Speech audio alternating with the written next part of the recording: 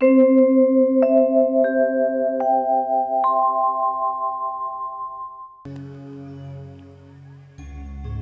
की लीलाओं का बड़ा सुंदर हम सभी भावपूर्वक दर्शन करते जा रहे हैं। सबके मोह को, अहंकार को भगवान ने नष्ट किया। उसके बाद ही महारास की कथा का आरंभ हुआ है और ये कथा इसलिए भी बड़ी महत्वपूर्ण है क्योंकि इसमें जीव और शिव मतलब जीव और परमात्मा के एकत्व की चर्चा है। इससे पहले भागवत में शरद ऋतु का वर्णन आया है, जो इस समय हम सभी लोग देख रहे हैं। शरद ऋतु का बड़ा सुंदर वर्णन है भागवत में, और उस बात को समझिएगा। आइए चलिए पहले प्रभु को प्रणाम करते हुए इस कथा का प्रारंभ करें। और वो सबसे पहला श्लोक जो कह रहे हैं सुखदेव जी, उसको वेद व्यास जी ने कैसे लिखा है। श्री शुकवाच सबसे पहले आया, श्री शुकवाच, और उसके बाद फिर कहते हैं कि भगवान पिता रात्रि शरदोत्फुल्ल मल्लिका वीक्ष्य रन्तुं मनश्चक्रे योगमायामुपाश्रितः निशम्य गीतं तदनङ्गवर्धनं व्रजस्त्रियः कृष्णगृहीतमानसा आजमुरन्योन्यमलक्षितोद्यमा स यत्र कान्तो जवलोलकुण्डलः।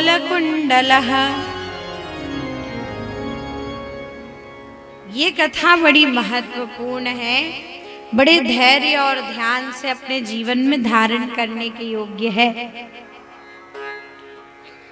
किसकी बात कर रहे हैं सुखदेव जी महाराज? तो कौन है जिसकी बात की जा रही है? आप कहोगे कृष्ण है जिनकी बात की जा रही है, पर ध्यान से समझना। कह रहे हैं भगवान पिता रात्रि शरदोत्फुल्ल मल्लिका। भगवान की बात की जा रही है। पहले ही सावधान कर दिया कि इधर उधर कुछ और मत सोच लेना। भगवान की बात की जा रही है। और भगवान कौन? क्या डेफिनेशन है भगवान की? तो कहते हैं कि भगवान क्या है? भगवान, जिसके पास भग है वो भगवान, जिसके पास जैसे धन है वो धनवान, ज्ञान है तो ज्ञानवान। तो जिसके पास भग है वो भगवान है। तो 6 प्रकार के भग माने गए: ज्ञान, वैराग्य, यश, श्री, ऐश्वर्य और पराक्रम। तो ये 6 भग जिसमें हैं वो भगवान है। मनुष्य में ये नहीं हो सकते 6, लेकिन भगवान में पूरे हैं। तो वो भगवान भगवान है। और इस लीला में, इस कथा में, महारास में भगवान की भगवत्ता की पूजा हुई है। और भगवान की भगवत्ता क्या है? तो भगवान की भगवत्ता का नाम ही श्री राधा जी है। भगवान के अंदर से जो गुण निकले, जो भगवत्ता निकली, जिसकी वजह से संसार भगवान की पूजा करता है, वही श्री राधा जी हैं। राधा जी भगवान कृष्ण की प्रकृति हैं। आपकी प्रकृति क्या है? जो आपका स्वभाव होगा, जिसकी वजह से आपका अस्तित्व होगा, जिसके कारण लोग आपको जानेंगे। तो श्री राधा जी श्री कृष्ण की प्रकृति हैं, उनकी वजह से लोग श्री कृष्ण की पूजा करते हैं। और श्री राधा जी ना हो तो देखिए, एक बात मैं आपको बता दूं, रास का मतलब क्या है? रास का मतलब है जहां रस ही रस हो, रसो वैसा, रस को भगवान का स्वरूप बताया गया। अब देखिए, जहां रास है मतलब रस की परिपूर्ण अवस्था रास है। आपने रसगुल्ला बनाया, उसमें बढ़िया से बढ़िया आटा, बढ़िया से बढ़िया चीज लेकर के आए, शुद्ध घी में उसको बढ़िया बनाया, खूब अच्छे से तला। लेकिन रसगुल्ला बनके जब तैयार हो गया तो आपने उसको चाशनी में डुबोया ही नहीं, तो क्या रसगुल्ला रसगुल्ला रहेगा? गुल्ला ही गुल्ला रह जाएगा, रसगुल्ला तो बनेगा नहीं। तो श्री राधा का स्वरूप वो चाशनी है जिस पर कृष्ण चरित्र को डुबा के निकाला जाता है, तो संसार उसको स्वीकार करता है। श्री राधा ना हो तो श्री कृष्ण के अस्तित्व को कोई नहीं स्वीकार करे। भगवान की भगवत्ता ही श्री राधा है। और ध्यान दीजिए, श्री राधा जी श्री कृष्ण की पत्नी नहीं है, प्रकृति है। इस बात को आप समझना। वैसे तो कई पुराणों में भगवान के विवाह की कथा भी आती है और मैं किसी बात से डिनाई नहीं कर रही हूँ, पर इन सब चक्करों में उलझना ही नहीं चाहिए। कई बार लोग कहते हैं कि भगवान का विवाह राधा जी से हुआ कि नहीं हुआ, तो मेरे से भी आके पूछते हैं, आप बताओ भगवान का विवाह राधा जी से हुआ कि नहीं हुआ। मैं सिर्फ इतना कहती हूँ कि मैं ज़्यादा ढूंढने ढांडने में अपनी एनर्जी को वेस्ट नहीं करती। अगर आपको जानने की बड़ी इच्छा हो तो आप जो शास्त्र पढ़ना चाहो पढ़ लो। पर जब हम श्रीमद् भागवत जो कि प्रमाण है, उसमें जब हम ये बात स्वीकार करते हैं कि श्री राधा श्री कृष्ण ही हैं, श्री कृष्ण की प्रकृति ही है, तो विवाह का तो प्रश्न ही खड़ा नहीं होता। भाई, जब दो अलग अस्तित्व होंगे तो उनमें विवाह की चर्चा आएगी। पर जहां पर कृष्ण का स्वरूप ही श्री राधा है, कृष्ण ही श्री राधा है, तो वहां पर भागवत में इसीलिए इस विवाह का कोई वर्णन नहीं दिया गया। और मान लीजिए जो लोग पूछते हैं कि भगवान से श्री राधा जी का विवाह हुआ कि नहीं, और उनको ये उत्तर दे दिया जाए कि हाँ हुआ, तब फिर लोग यहाँ पर भी नहीं रुकेंगे।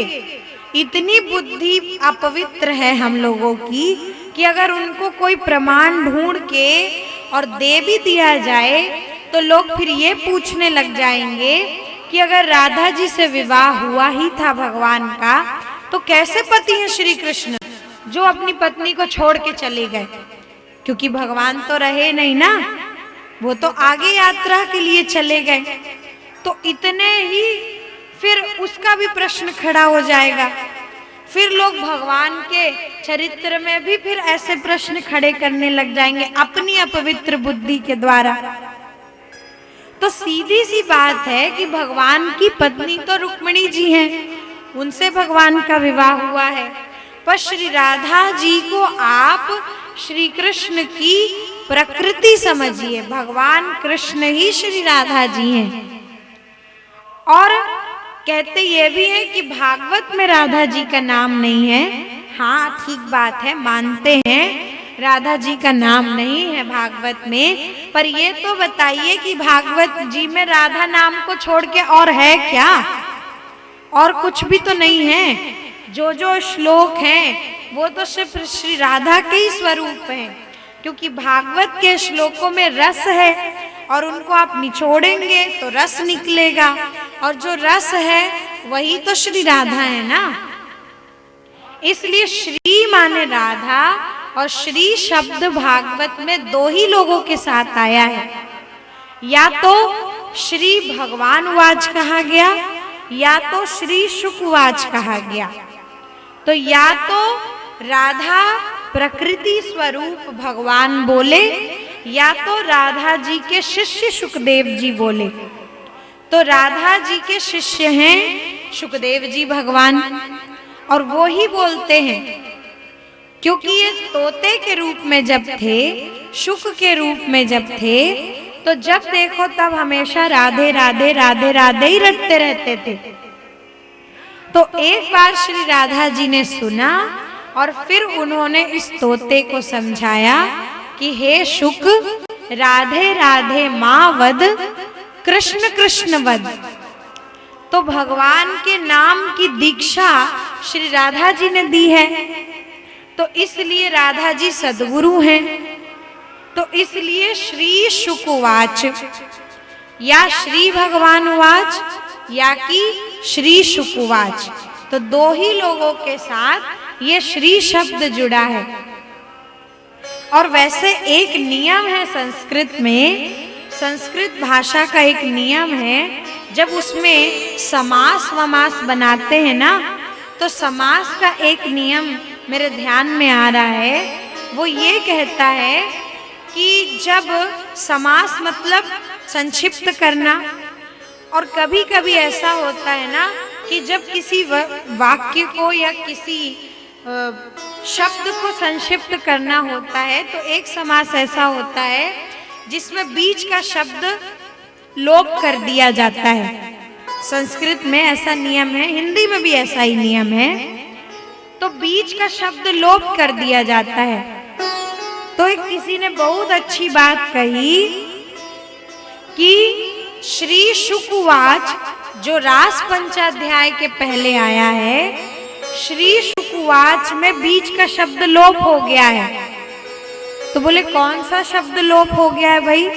बोले श्री शुकवाच तो कम है, असल में तो श्री रूपम शुकवाच, यानी श्री के शिष्य श्री के रूप में, मतलब श्री राधा जी के रूप में सुखदेव जी बोले, या कि राधा जी ही सुखदेव जी का रूप बोल लेके आ गई और उन्होंने ही रास पंचाध्याय की कथा करी।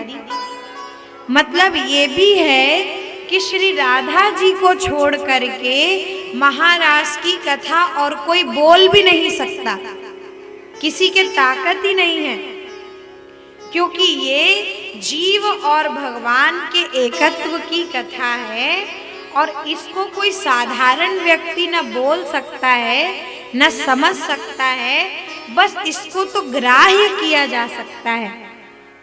अरे और तो और दूसरे की तो बात छोड़ दीजिए, परीक्षित जी को खुद ही संदेह हो गया, खुद ही उनके मन में प्रश्न आ गया। जब वो महाराज की कथा सुने तो परीक्षित जी ने सुखदेव जी से प्रश्न किया, बोले भगवान ये बात बताइए कि भगवान ने ये जो कार्य किया, ये कार्य अगर नहीं भी होता तो क्या कृष्ण लीला संपूर्ण नहीं होती?